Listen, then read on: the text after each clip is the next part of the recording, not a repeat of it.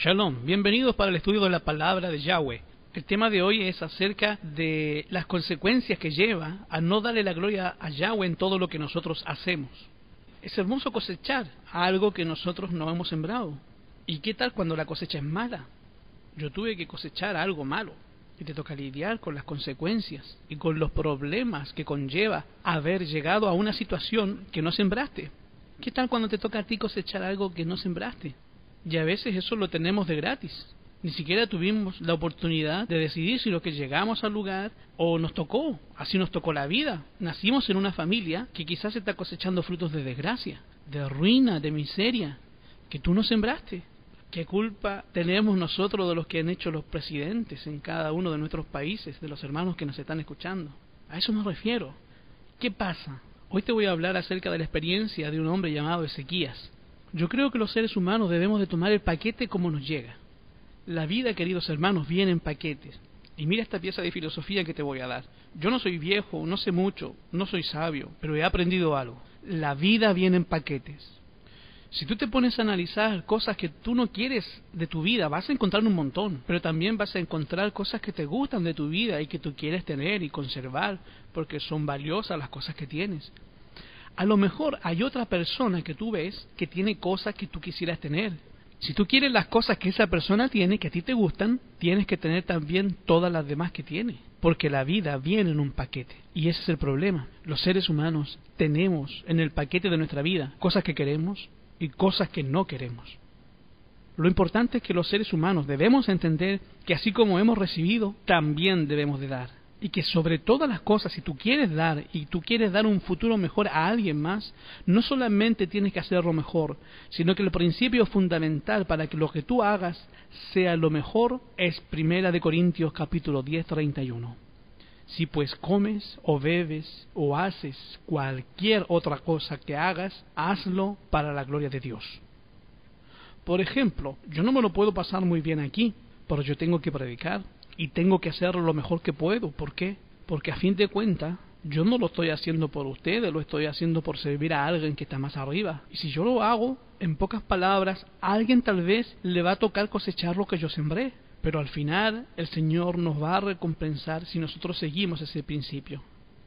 Ahora, yo te voy a presentar lo que sucede cuando no aplicamos ese principio. Por eso te voy a contar la historia de este hombre llamado Ezequías. Ezequías es un buen rey. Para esto debemos de ir a 2 de Reyes capítulo 18. Uno de los pocos buenos reyes que hubo en Israel. Contaditos con los dedos. Y mira, ¿qué te diré? Tú podrás decir que David es un buen rey, o tal vez pensarás que Salomón, pero David y Salomón, de las cosas que hicieron malas, tuvieron un montón. Desgraciadamente, de las cosas malas cometidas por David, se cosechó toda la historia del pueblo de Israel. Y tú recuerdas a David como un buen rey, conforme al corazón de Dios. Pero ay, caramba, ¿cómo hacía cosas malas David? Una tras otra. Y el otro, el Salomón, peor. Y mira, tan increíble fue la influencia de Salomón que yo te hablo, del mayor hombre nacido de mujer. Yahshua dijo, este es el más grande. ¿Quién? Juan el Bautista. Y yo le pregunto a cualquier caballero, ¿quién quieres ser tú, Juan el Bautista o Salomón? La vida viene en paquete. ¿Cuál quieres? ¿El paquete de Juan el Bautista o el paquete de Salomón? Salomón va a estar en el cielo y Juan Bautista también va a estar en el cielo. Fíjense, ese es el tipo de problemas que trae una vida. Desgraciadamente, como no sabemos el futuro, solamente vemos lo que está en el pasado. Y como vivió y pensamos en Salomón con toda su gloria, y el otro pobre no tenía casa, se murió en una prisión y hasta le cortaron la cabeza. Ni siquiera Jesús lo vino a visitar, ni una miserable vez. Y hay algunos hermanos que se molestan con el pastor porque no los visita. Ok, el punto es este. Ezequías, de toda su vida, nada más cometió un solo error. Y ese error costó la cabeza del pueblo de Yahweh. ¿Y sabes cuál fue el error? El error fue no haber hecho algo para la gloria de Dios. Ese fue su error. Y déjame contarte la historia para que tú veas de qué se trata. Mira lo que dice el libro de 2 de Reyes capítulo 18. En el 3er año de Oseas, hijo de Ela, rey de Israel, comenzó a reinar Ezequías y Conacaz, rey de Judá. Cuando comenzó a reinar era de 25 años y reinó en Jerusalén 29 años. El nombre de su madre fue Abi, hija de Zacarías. Y mira el versículo 3, te dice la generalidad de Ezequías. Hizo lo recto ante los ojos de Jehová, conforme a todas las cosas que había hecho David su padre. Ahora, dentro de las cosas que hizo, buenas, esto está en 2 de Reyes 18, 5 al 6, dice, quitó los altos. ¿Qué eran los altos? Era una mezcla de adoraciones raras. El pueblo de Yahweh se había puesto una serie de lugares altos para adorar a él, pero realmente adoraban al sol, y en esos lugares altos tenían orgías sexuales, hombres con hombres, mujeres con mujeres, y obviamente los paganos no entendían eso. Era una religión falsa mezclada con la verdadera. Era como el catolicismo, está revestido de cristianismo y le hace pensar a la gente que realmente estás adorando a Dios, y la gente va pensando que no, están adorando a Dios, pero realmente están adorando al sol, a la luna, y están adorando otro tipo de cosas. Es un paganismo revestido de cristianismo. Y eso es exactamente lo que pasaba. Había una serie de religiones falsas dentro del pueblo de Yahweh, y los altos eran esas religiones. Las personas pensaban que ofrecer sacrificios en los altos era ofrecer un sacrificio a Dios, pero cuando ese sistema de sacrificio ya había quedado obsoleto desde la época patriarcal, desde que se estableció el santuario, el Padre ya había dicho cómo se tenían que ofrecer los sacrificios y dónde se tenían que ofrecer, y solamente en el santuario bajo el sistema que fue establecido. Pero ese sistema de sacrificios, de colocar altares en los altos, aun cuando ellos lo estuvieran haciendo para Dios, ya era un sistema fraudulento, un sistema falso, un sistema revestido. Y decían, es que así lo hizo Abraham. Es como hoy día los musulmanes dicen, podemos casarlos con muchas porque así se casó Abraham. Ese tipo de ideas totalmente salidas de lo que realmente era la religión, era una religión falsa. Y llega Ezequías, y Ezequías dice, no más, esto hay que botarlo. El único lugar para sacrificar va a ser Jerusalén. Así como el Padre lo pidió y así lo estableció, esto es la forma en que lo vamos a hacer. ¿Por qué? Porque el obedecer es mejor que ¿qué? Que sacrificios. Así que él se fajó, quitó todos los altos. No solamente quitó los altos, sino que también quebró todas las imágenes. Taló los bosques, hizo pedazo la serpiente de bronce que había hecho Moisés. Ahora acuérdate, ¿quién pidió que hicieran esa serpiente? ¡Yahweh! Esa serpiente no la había hecho Moisés porque él había querido, sino porque el Padre le pidió a Moisés que la hiciera. Y él la hizo, pero esa serpiente se había convertido, también como todo, cuando no tienes exactamente el enfoque correcto, se puede convertir en una piedra de tropiezo para el pueblo de Yahweh. Mira lo que ocurrió, porque hasta entonces le quemaban perfumes los hijos, como si la serpiente tuviera poder, ya se había convertido en un dios. Y estas personas no entendían, estaban adorando a la serpiente directamente, estaban perdidos. Adoraba a la serpiente como si fuera Dios. Le llamaron incluso Nebustán, y dice, habían colocado sus perfumes a ese Nebustán, y Jehová Dios de Israel puso su esperanza, después ni antes de él hubo otro antes, como todos los reyes de Judá, que se llevó a Jehová y no se apartó de él, sino que guardó los mandamientos que Jehová prescribió a Moisés. Sin embargo, aunque este hombre se dedicó a Dios, se entregó completamente, hizo lo recto ante sus ojos, sirvió, respetó sus profetas, hizo todo lo que él le mandaba, se ponía en consagración, oraba, se dedicaba completamente a él. Sin embargo, le tocó vivir en una época terrible. El pueblo de Israel tenía enemigos por todos lados, tenía crisis económica, no había dinero para nada. Es de las peores épocas. Y cuando tú ves el paquete del país que le tocó gobernar Ezequías, tú dices, uy, la tenía bien difícil. Y tú dices, pobre Ezequías. A Ezequías le tocó cosechar algo muy malo que él no sembró. A él le tocó vivir después de Acab, y fíjate que a Acab le tocó vivir mucho mejor que lo que le tocó a Ezequías. Y Acab, con todas sus cosas malas y todas las cosas que hizo, le tocó vivir mucho mejor que Ezequías.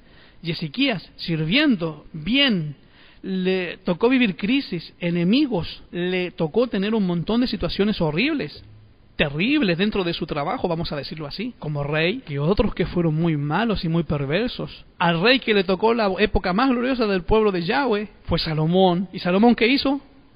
No más que adorar ídolos, hasta se murió en otro lado. Él mismo dice, no hubo una cosa a la que yo me detuviera.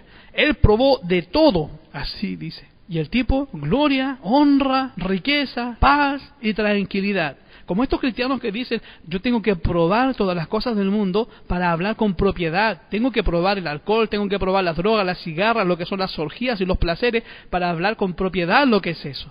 Y bueno, ellos están sembrando, y en el futuro van a cosechar también eso, así como Salomón estaba sembrando para el futuro. Y al que le tocó cosechar fue a Ezequías. Y a estos hermanos les va a tocar cosechar a sus hijos. Ezequías y el pobre Josías más adelante. Pero a esos reyes les tocó cosechar algo que no sembraron. Ahora déjame hablarte acerca de la cosecha que ellos tuvieron que cosechar. En esa época, la nación más poderosa de la tierra era Asiria. Esto estamos hablando antes de la llegada de Babilonia. Los países más poderosos de la tierra, de la historia bíblica, desde que hay historia bíblica, el país más poderoso fue Egipto. Ese fue el primero que ponemos en la historia como el país más poderoso. Después de ellos surge Asiria como la nación más poderosa del planeta. Y después va a venir Babilonia. En la época en que Asiria era el país más poderoso de la tierra, le había ganado a todos los otros países, los tenía a todos subyugados, los tenía a todos dominados. Y como siempre ocurre en esta situación de los países más poderosos de la tierra, sea el que sea, al principio todo va bien, pero cuando ya están en su mayor poder, de alguna manera Satanás se introduce y hace que esas naciones se vuelvan siempre, y esto en toda la historia ha ocurrido igual, contra el pueblo de Yahweh. Y siempre ha ocurrido así. Ahora, ¿tú sabes cuál es la nación más poderosa en este momento? ¿Cuál es? Estados Unidos. Te digo el otro siempre. Siempre las naciones más poderosas de la tierra se van contra el pueblo de Yahweh. Y así ocurrió, obviamente, con Asiria. Asiria llegó el momento en el que pusieron los ojos en el pueblo de Dios y empezaron a atacar al pueblo de Dios y a hacer desastres. Mira lo que dice este historiador. En los últimos días de Israel la situación había llegado a ser extrema. O sea, al pobre de Ezequiel le tocó vivir en el momento extremo. Pagaban un alto impuesto al imperio con recursos muy limitados. Posiblemente aprovechando la situación del pueblo asirio, el rey Oseas dejó de pagar tributo, confiando en el apoyo de Egipto. Salmanasar V respondió sitiando Samaria y apresando a Oseas. Después de 3 años de asedio, capituló la ciudad en el año 722. Por ese tiempo murió Salmanasar y el usurpador Sargón II se atribuyó la victoria y la deportación de 27.290 israelitas, según él escribe en sus memorias. Ahora déjame contarte la otra parte de la historia. Los asirios cobraban tributo a todas las naciones porque eran más poderosos que ellos, porque estaban más grandotes. Era como el niño grandote de la escuela que agarra a un niño chiquito y le dice: ¿cuánto traes para la colación? ¿O cuánto traes para el lunch? Pues me dieron 500 pesos o 5 pesos. Bueno, dame 4 y tú te quedas con 1. Pues no, esto es para mí. Y bueno, ¿qué quieres? Lo agarra y lo levanta y le empieza a dar unas cachetadas al niño. Y le dice el grandote: si le dices a la maestra, mañana te vuelvo a pegar y te busco, ya sé dónde vives. Y el pobre niño pues le da los 4 porque el otro está grandote. Eso es exactamente lo que le pasaba al pueblo de Dios. El pueblo de Dios se tenía que estar pagando. Y estamos hablando del reino de Israel y el reino de Judá. Acuérdense que estaban divididos en 2 reinos. Tenían que pagar un alto tributo al pueblo de Asiria. Y llega el momento en que Oseas, el rey de Israel, el rey del norte, dicen: no, yo no pago nada. Que se vayan a volar, vamos a unirnos con Egipto y vamos a hacer una coalición de reyes. Y se envalentonaron y dejaron de pagarle tributo. Entonces Salmanasar V invade Israel y el reino del norte, que también era el pueblo de Dios, también tenían al Señor, fue barrido de la faz de la tierra. Te estoy hablando de que finalmente Israel fue destruido. Y en el 722 Samaria fue conquistada. Tomaron a prácticamente todos los habitantes de Samaria, los deportaron a Asiria, trajeron otras personas de otros pueblos dominados de otras naciones que no temían a Dios, los trajeron para que colonizaran esa zona. O sea, cambiando de esa manera, la religión del pueblo de Yahweh quedó totalmente exterminada y él los ubicó en diferentes lugares. Los revolvió, los obligó a casarse con personas de afuera. ¿Sabe cuál era el objetivo de los asirios? Exterminar la religión, que no tuvieran conciencia de religión, que no tuvieran sentido patriótico, sentido de pertenencia, que no tuvieran lazos familiares, de tal manera que no lucharan por la independencia de un país. Si tú piensas lo que estamos hablando aquí, si los asirios hacían exactamente lo mismo con Judá, no iba a haber un pueblo judío. No iba a haber descendencia de David, no iba a haber promesas de Abraham, no iba a haber promesa de la venida de un Mesías. El atentado de Asiria contra el pueblo de Dios era un atentado contra toda la humanidad, porque si él tenía éxito en extirpar el pueblo de Dios, automáticamente no iba a haber un lugar en el cual no hubiera un Salvador para todos nosotros. Si lo ves a futuro, ya habían tenido éxito en destruir la nación más poderosa, que era la nación del norte.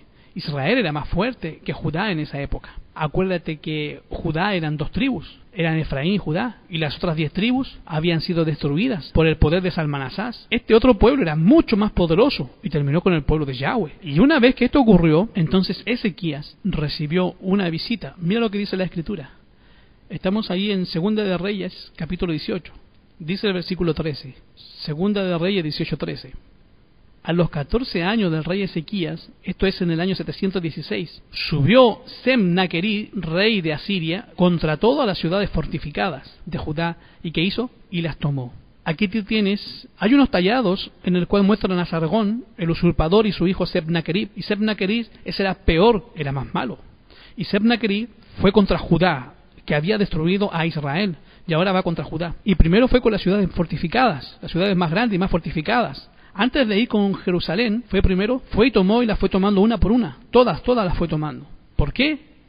Porque también Ezequías se había separado de Asiria y había dejado de pagarle. ¿Y por qué había dejado de pagarle? Porque no tenía dinero. Se había declarado en bancarrota, no había suficiente para pagar. Y ahora, en esta situación, Sennacherib invade a Judá. Esa es la época que le tocó gobernar a Ezequías. No tenía suficiente dinero para los gastos de su pueblo. Y aparte tenía un grandote que le quitaba el dinero y que lo amenazaba. Y ahora Ezequías no sabía qué hacer. Y Ezequías entonces va y se encuentra en Laquis. Laquis era una de esas ciudades y le pide perdón. ¿Perdón de qué?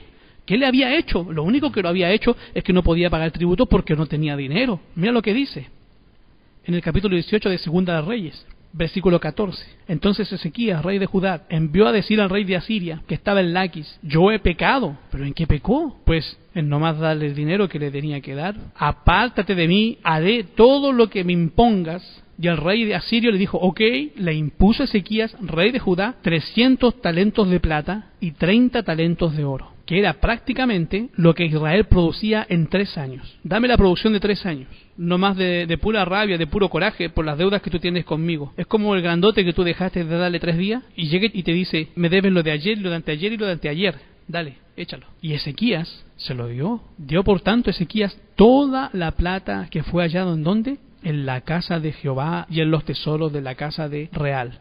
Entonces Ezequías también quitó el oro de las puertas, del templo y de los quiciales, de las cubiertas de oro. ¿Qué fue lo que hizo Ezequías? Bueno, a ver, tenemos el edificio del templo. Vamos a sacar. Y empezaron a sacar dinero. Contad que ya deje en paz mis ciudades. Y empezó a sacar el dinero de donde pudo, de los quiciales, sacó todos los adornos. Se había quedado sin ahorros. Es como cuando dice la señora, vamos a vender las joyas para sacar un poquito de dinero. Y el tipo empezó a vender. Fíjate, la crisis que le tocó vivir a Ezequías, una situación desesperante. El tipo va, saca todo lo que tenía, lo llevan y se lo llevan a Sennacherib, a Laquis, para que deje en paz al pueblo de Dios. Pero una vez que Sennacherib recibió el dinero, dijo, ok, muchas gracias, pero como quiera, te voy a quitar la ciudad de Jerusalén. Versículo 17, Segunda de Reyes 18, versículo 17. Después, el rey de Asiria envió contra el rey Ezequías a Artartán, a Rabsari y a Rabsase. Con un gran ejército los mandó desde Laquis contra Jerusalén. O sea que el tipo, aun cuando recibió el dinero, aun cuando recibió el donativo de que el plan era que ya se iba a quitar de Laquis, y tú dirás, es que la Biblia está mintiendo. No, todo eso está registrado. Mira, hay un documento que se llama el Prisma Hexagonal. Cuenta la historia desde el punto de vista de los asirios. O sea, Sennacherib escribe esto.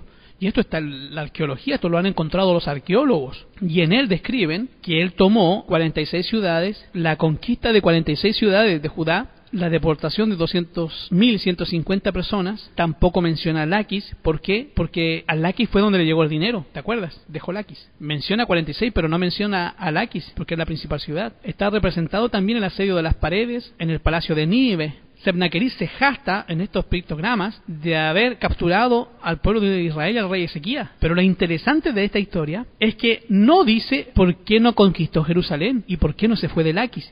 No lo dice. ¿Y por qué no lo dice? Ahora te voy a contar la historia. ¿Qué fue lo que pasó? Bueno, le mandó Rabsase. Y Rabsase, que era un general perverso, sabiendo lo que el rey estaba tramando, llega a las puertas de Jerusalén con un gran ejército. Y primero llegan a estas personas y le piden que salga alguien a recibirlo. Y el rey les manda a Eliakim, les manda a Sena y les manda a Joa, que son Seba, Sebna y Joa. Uno era el canciller, otro era el mayordomo. Eliakim, el mayordomo, Sebna, el escriba, y Joa, el canciller. Se los mandan para que hablen con él. Estaban afuera, en las murallas. Y esta conversación es entre ellos. Bueno, ¿qué te trae aquí? Y el tipo comienza a amenazarles.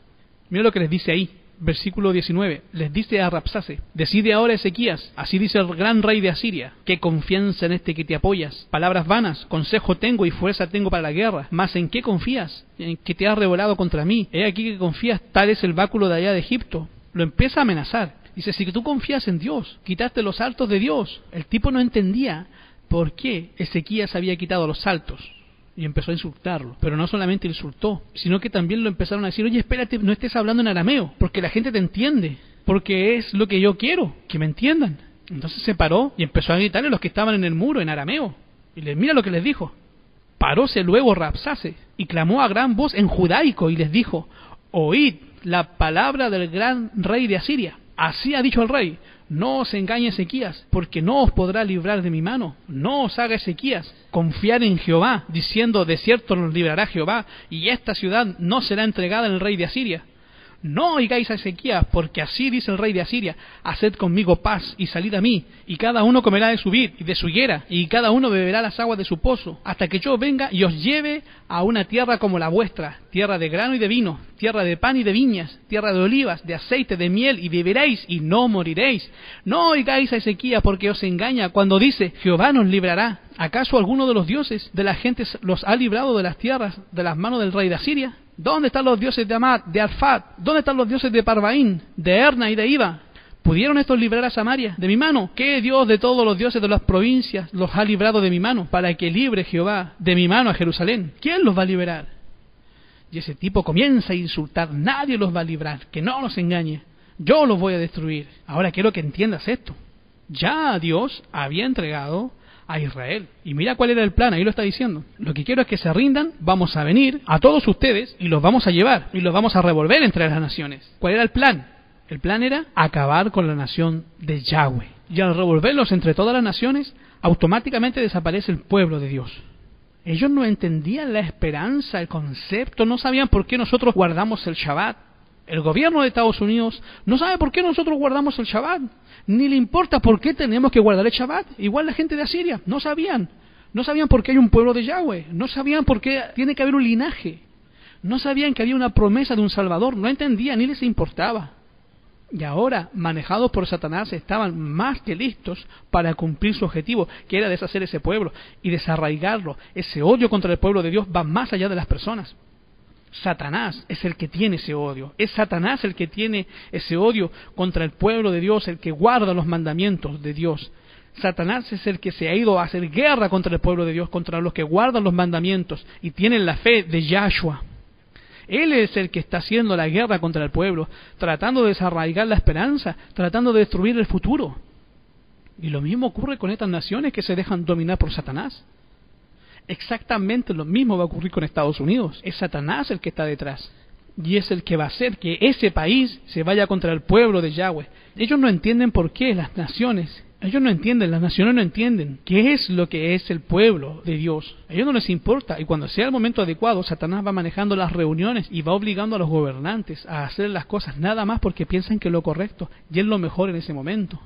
Y ahora vienen e insultan incluso a Yahweh. Y ahora sí, el pueblo, que sí entiende, que sí sabe lo que está pasando, se dan cuenta que no pueden hacer nada para escapar. ¿Y tú qué puedes hacer cuando ya no puedes hacer nada más? ¿Qué puedes hacer? Pues lo único que puedes hacer es orar. Y eso es lo que yo estoy haciendo. Y es lo que cualquier persona hace. Cuando no puedes hacer absolutamente nada para salvarte de la situación en la cual te encuentras, no te queda más que orar. Y depender de la intervención de alguien que sí puede hacer lo que tú no puedes hacer. Y bien dice que la incapacidad del ser humano es la posibilidad de Dios, es la oportunidad de Dios para mostrarse que Él es Dios. ¿Y sabes qué? Cuando ocurre esto, van con el rey y le cuentan todo lo que ha sucedido, rasgan sus vestidos, van con el rey y le dicen todo lo que dijo Rabsase y lo que ahora está ocurriendo, no sirvió de nada el pago, los van a atacar, van a hacer lo mismo que a Samaria. ¿Qué vamos a hacer? Y entonces Ezequías rasga sus vestidos, manda a estas personas a vestirse de luto y les pide que vayan con Isaías, el profeta Isaías, a consultarlo. Y cuando van con Isaías, Isaías le dice: mira, este hombre que blasfemó, no te preocupes, va a escuchar un rumor, yo voy a obrar, voy a mandar un espíritu y va a escuchar un rumor y se va a ir de Laquis. No va a tomar Laquis, se va a ir. Y no solamente que se va a ir, sino que al llegar a su tierra, allá lo van a matar. Eso es lo que yo voy a hacer. Y efectivamente, esa misma semana, el rey Sennaquerib se entera de que oyó un rumor, una guerra por allá. Y el tipo se separa de Laquis y se va contra Libia. Y cuando estaba atacando esa otra ciudad, se entera del chisme. Allá el pueblo de Dios habían dicho eso que iba a pasar. Y a Sennaquerib le da mucho coraje porque él era muy orgulloso. ¿Cómo va a ser que un Dios me va a estar manejando a mí? No, estoy haciendo lo que ese Dios predijo. No lo voy a hacer. Dijo, no me voy a regresar, voy a ir a Jerusalén y la voy a conquistar. Y el tipo mandó unos mensajeros a Jerusalén. Y no creas que me voy a ir. Ya me enteré del chismecito. Ya me enteré de ese profetita Elías que dijo que yo iba a escuchar un rumor. Sí, yo escuché un rumor y creyeron que me iba a ir. Pero no, ahora de pura rabia, por ir en contra de ese Dios que ustedes dicen que existen, no más para darte un ejemplo de que ese Dios no puede hacer nada contra ti, ahí voy contra ti. Y ahí va mi ejército contra ti. Y cuando el ejército de Sennaquerib se dirigía hacia Israel, llegaron los mensajeros a hablar con Ezequías. Le llevaron la carta donde Sennaquerib le decía exactamente lo que yo te acabo de decir. Ahí voy contra ti, prepárate. Así que Ezequías va y se pone de rodillas ante el altar de oro y colocó la carta a los pies del Señor. Y Ezequías hizo una oración impresionante ese día. ¿La quieres ver? Abre tu Biblia allí en 2 de Reyes capítulo 18. Versículo 19 en adelante. Tomó Ezequías las cartas de las manos de los embajadores que los mandó Sennaquerib, y después que la hubo leído, subió a la casa de Jehová, y él las extendió a Ezequías delante de Jehová, y se las puso a los pies, y le dijo, mira Señor, aquí están las cartas, como si él no conociera las cartas, pero se las puso, ahí están las cartas, mira. Ahí están. Así me están amenazando. Y mira qué más dijo. Y oró Ezequías delante de Jehová, versículo 15 en adelante. ¿Qué pidió? Diciendo, Jehová, Dios de Israel, que moras entre los querubines, solo tú eres Dios de todos los reinos de la tierra. Tú hiciste el cielo y la tierra. Inclino, oh Jehová, tu oído, y oye, abre, oh Jehová, tus ojos, y mira, y oye las palabras de Sennaquerib, que ha enviado a blasfemar al Dios viviente. Es verdad, oh Jehová, que los reyes de Asiria han destruido las naciones de Asiria y sus tierras, y que echaron a fuego a sus dioses, por cuanto ellos no eran dioses, sino obra de manos de hombres, de madera, de piedra, por eso lo destruyeron. Pero ahora, pues, oh Jehová nuestro, sálvanos, te ruego, de su mano, para que se sepa todos los reinos de la tierra que solo tú, Jehová, eres Dios. Y cuando estaba orando, Isaías, el profeta, le mandó a decir a Ezequías, porque Isaías recibió de Dios un mensaje. ¿Qué le dijo Isaías? Versículo 20. Así ha dicho Jehová, Dios de Israel, lo que me pediste acerca de Sennaquerib, rey de Asiria, lo he oído. Ay, hermanos, yo quiero que el Padre escuche una de las mías, una oración de las mías, que me escuche una vez. Pero el Padre lo escuchó. Es el momento en el cual Yahweh, después de que tú has orado mucho, Él dice, ok, ya con que el Padre diga esa palabra mágica, ok, ya está listo, lo hicimos. ¿Estás de acuerdo conmigo? ¿Qué quisieras tú más en la tierra que el Padre te diga un día? Eso es la señal de éxito. Ok, porque una vez que el Padre dice sí, no hay poder sobre la tierra que intervenga para hacer lo contrario. Y sabes cuando Él dice sí, ya te oí. Y entonces Isaías compuso una profecía contra el rey de Asiria y se la mandó. O sea, esta profecía que tú lees de ahí en adelante se la mandó al rey de Asiria. Eso que tú lees de ahí en adelante, esos versículos que tú lees ahí, alguien fue y se las leyó a Sennaquerib. Eso está registrado ahí en la Biblia. Por eso Sennaquerib lo supo. ¿Y tú crees que a él le importó eso? No. Cuando al presidente Obama se le ocurra hacer leyes que afecten al pueblo de Yahweh, no va a faltar un profeta que le mande a decir lo que le va a pasar por hacer esto. Escucha bien mis palabras. Y esa gente se va a enterar de lo que el Padre va a hacer. Y a lo mejor como Sennaquerib va a decir, ¿quiénes son estos que me están mandando estas cartas? Y este hombre toma la decisión de atacar al pueblo de Dios. Y dice la palabra de Yahweh. Esa misma noche, porque mira lo que dijo Isaías, ni siquiera se va a meter, no va a pisar esta ciudad, no la va a tomar, yo te voy a librar. Ni siquiera se va a acercar, ni la va a acercar, ni siquiera va a poner un baluarte, ni siquiera va a traer un escudo. No va a llegar hasta este lugar. ¿Y quién va a detener a Sennaquerib? ¿En dónde ni siquiera las murallas los detenían? ¿Quién lo iba a detener? Ahí venía ya. Ya habían llegado los embajadores. ¿Quién lo iba a detener a Sennaquerib en el camino? Y llega Isaías y le dice, ni va a llegar, ni siquiera va a levantar el escudo contra la ciudad. No van a poner baluarte, ni van a llegar. No. Y se queda Ezequías. ¿Será? ¿Cómo? ¿Quién lo va a detener? ¿Y sabes lo que pasó esa noche? ¿Tú sabes lo que pasó? ¿Conoces la historia? Estaba el Padre ahí en su trono, entre los querubines, y busca a un ángel. Yo creo que debe haber sido este mismo que le abrió la puerta en la resurrección, ese que corrió la piedra. Buscó al ángel más musculoso, ¿no? De esos angelitos así, gigantescos así, grandes, como el hermano Luis Salamanca. Y volteó y le dijo, tú ya viste que yo dije sí. Y ese ángel nomás se ríe. Ay, chiquititos, dice el ángel, ni siquiera saben en la que se metieron. Y ese ángel cruza desde el norte, se va por la constelación de Orión y baja a toda velocidad. Y no viene en plan de pasa. Pocas veces el Padre ha permitido que los ángeles le pongan la mano encima a los seres humanos. Pocas veces. Y esa noche, un ángel vino a poner la mano encima de los seres humanos. Solo uno solito. A estos ángeles la Biblia les llama Pecuda. En hebreo, Pecuda quiere decir un ángel destructor, un ángel vengador, un verdugo, vamos a decirlo así. Es la versión ninja de los ángeles. Y llegó el ángel y se encontró con el ejército, él solito contra todo el ejército de Sennacherib, triunfante de haberle dado batalla a tanta ciudad con la que se le ponía enfrente. Y llegó un solo angelito del Padre en esa noche. Y en esa noche mató 185.000 soldados. 185.000. Sansón mató 1.000 en un día y quedó tan cansado que se estaba muriendo desde ese día, con toda la fuerza que tenía Sansón. Este ángel hizo 185 veces más que lo que Sansón hizo en un día. Mató 185.000 y este ángel no se estaba muriendo de sed al final del día. No, échenme otro ejército más. ¿Dónde están? Vamos a ver dónde están los que siguen. Déjenlos que se paren. Mató 185.000 soldados. En los registros de la historia no se sabe qué pasó con Sennacherib. Lo cierto es que después de esa campaña contra Israel, Sennacherib y el ejército asirio se empezó a ir a pique. Hasta ahí llegó Sennacherib.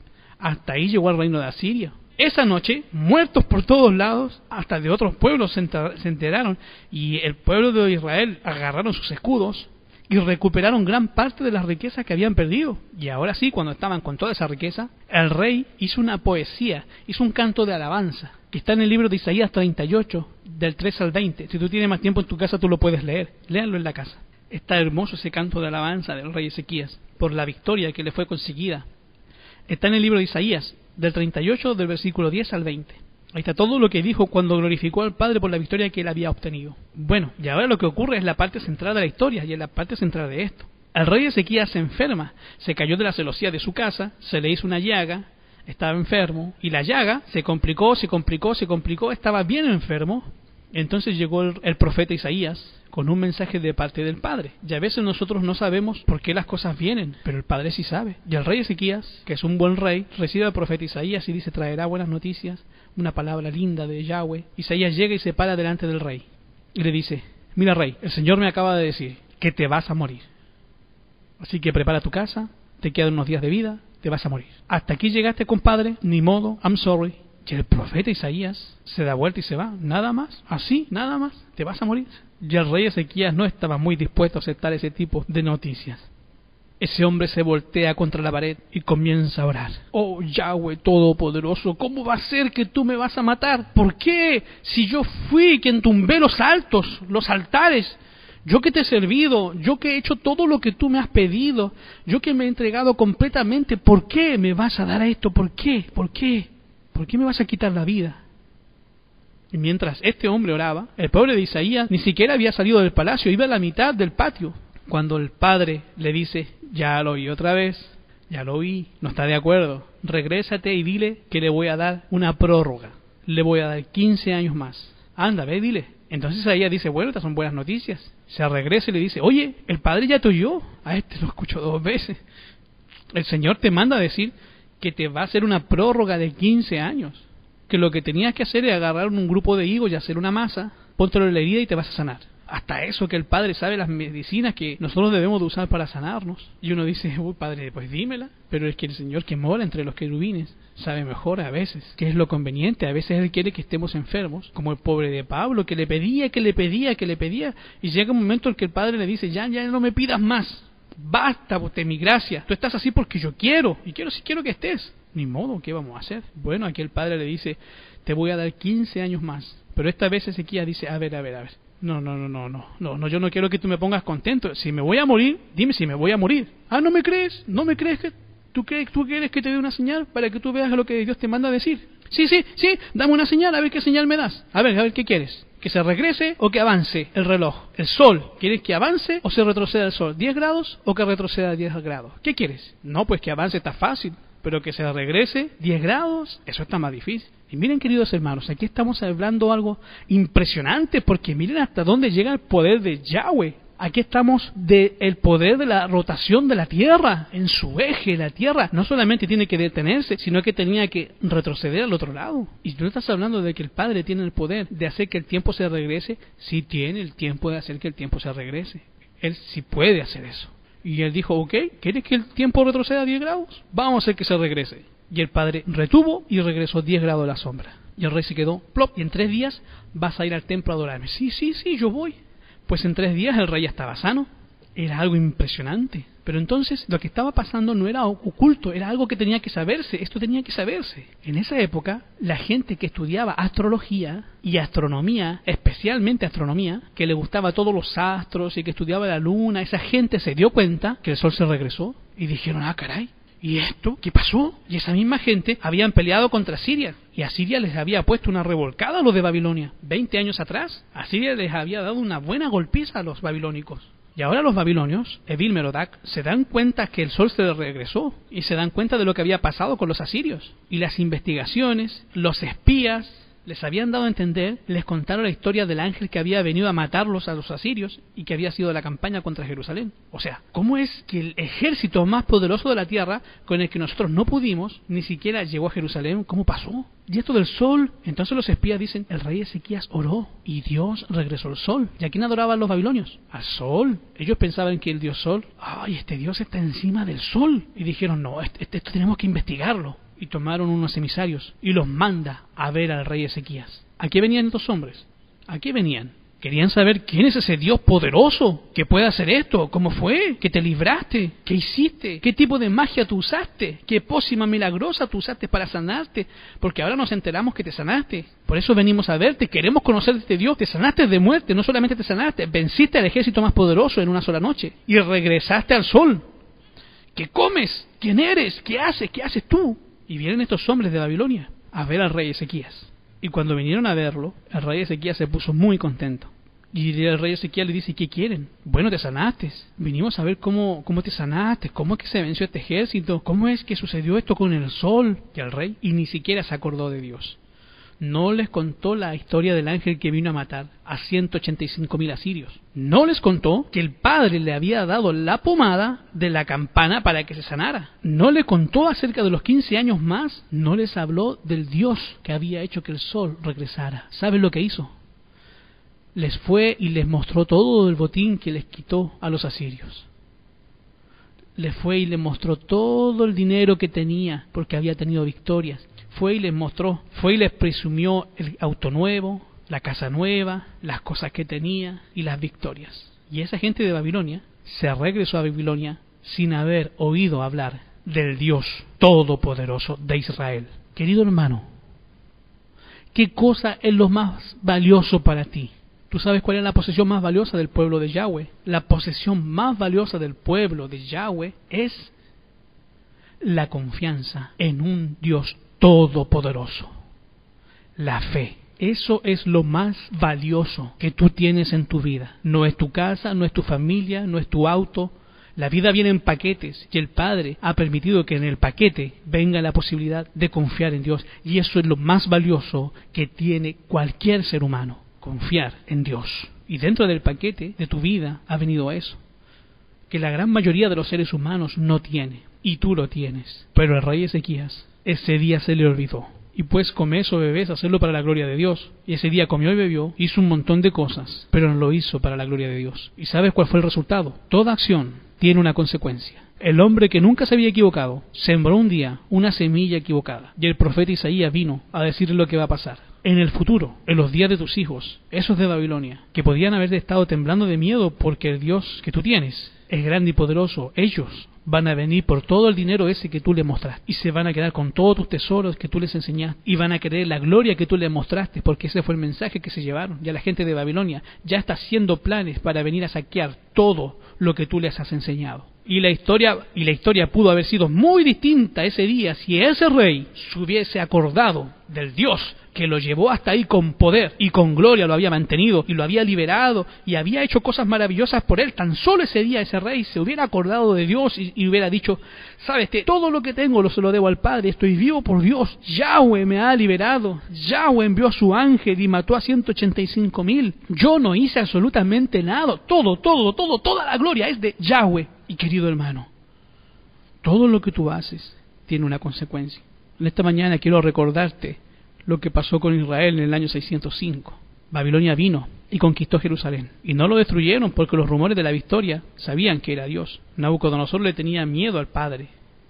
Por eso no hizo nada con el pueblo de Yahweh. Les perdonó la vida y los mantuvo como pueblo por lo que había ocurrido. Pero él vino por las joyas, por los tesoros y todas las cosas, las cosechas.